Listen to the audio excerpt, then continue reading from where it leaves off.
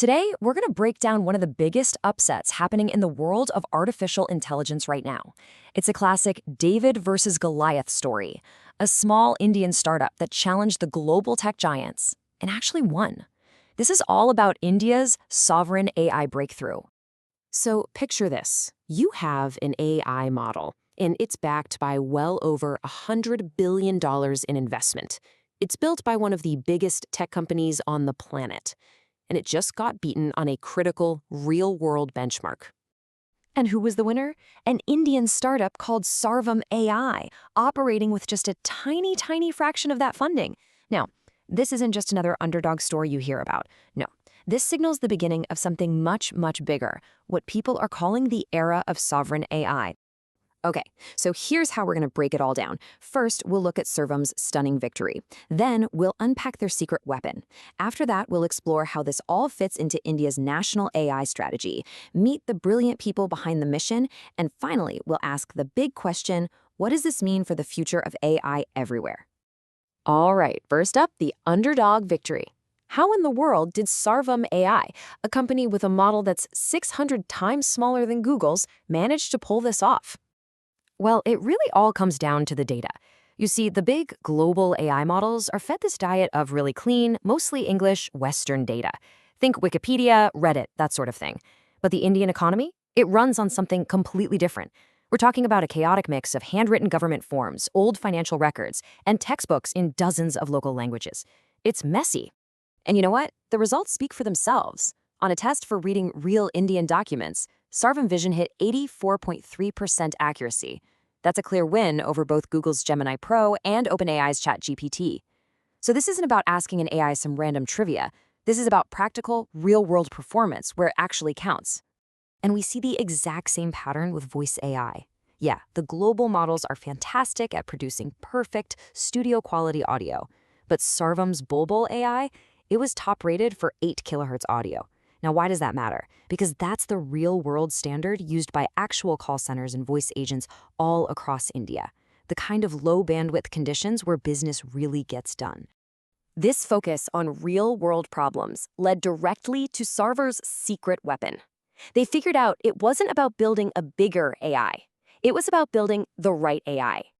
Just look at the difference in their data diet. It's pretty stark. On one side, you've got the global models, fed a diet that's 90% English from the Western internet. But on the other side, Sarvam's models were trained exclusively on Indian data.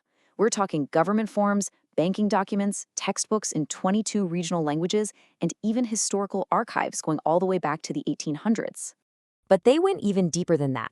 They rebuilt the foundational technology that processes language, something called tokenizers.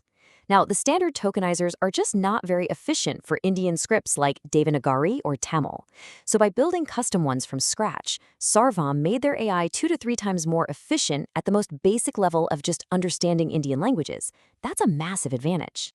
And all of this, it builds into a much larger picture. Sarvam's approach isn't just some clever startup strategy. It's a key piece of India's national AI gambit. Get this, Sarv was chosen as the very first startup under the New India AI mission. And this isn't just a grant or a handout. The government is giving them access to 4,000 high-powered GPUs. That's the raw computing power you need to train these huge models.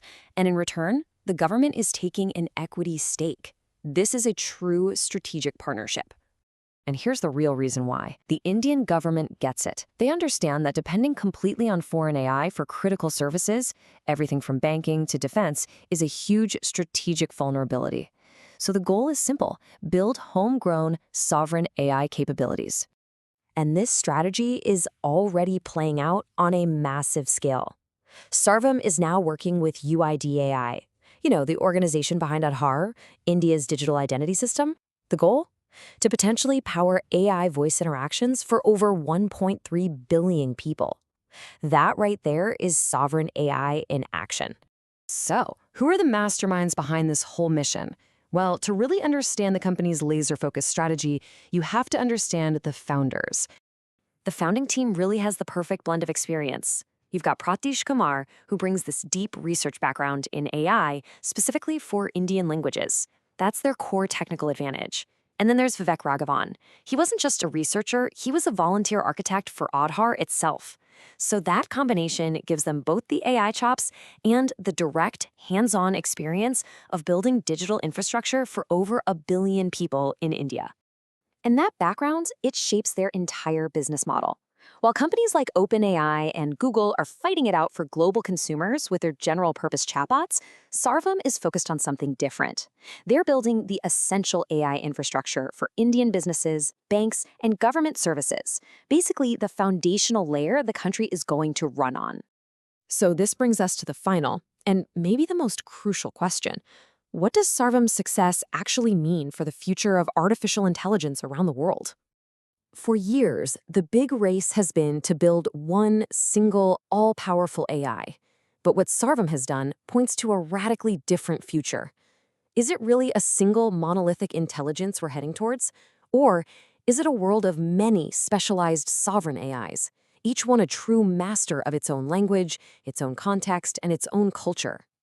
Sarvam's breakthrough suggests that the age of sovereign AI hasn't just started, it's already here.